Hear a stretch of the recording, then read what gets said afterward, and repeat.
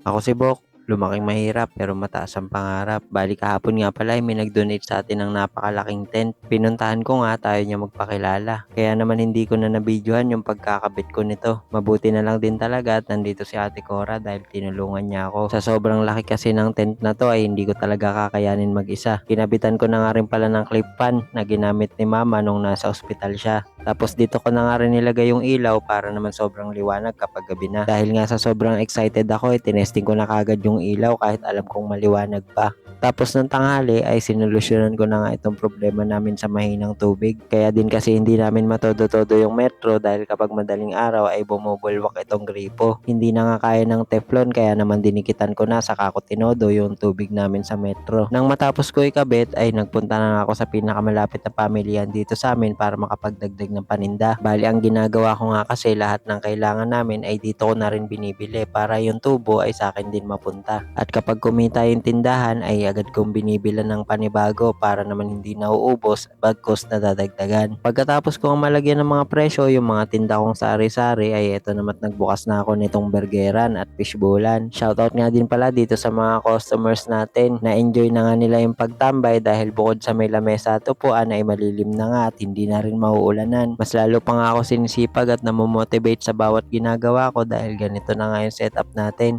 Nagmumukha na talaga siyang isang tunay na kainan. Manifesting naman ako na sa susunod ay mapasementohan ko tong harap namin. Kahit yun doon mismo sa may lutuan ko para naman kapag umulan ay hindi na maputik. At yung tindahan nga pala ay unti-unti na rin nadadagdagan. Kaya naman maraming salamat po talaga sa lahat ng mga tumutulong sa akin. Hindi ko na po kayo iisa-isahin pero isa lang ang masasabi ko. Hindi ko sasayangin lahat ng tiwala at mga tulong ninyo. Shoutout nga din pala dito kay Aya na laging bumibili sa atin. Kapag nga may umorder at may ginagawa ako ay talagang ginagawa ko muna yung order nila. Ito nga pala si Ate Cora na lagi tumutulong sa akin. Tapos kinabit ko na nga dito yung tarpaulin natin para sa chow pan with toppings. Noong una nga ay dun ko siya nilagay sa taas pero nitong nagkaroon na ng tent ay dito na lang sa may gilid para mas makita sa tabing kalsada. Shoutout nga din pala dito kay Jerry na kababata ko. Salamat nga din pala sa lahat ng mga nagme-message sa akin at mga nakakausap ko na minomotivate ako na ipagpatuloy ko ano lang yung mga ginagawa ko.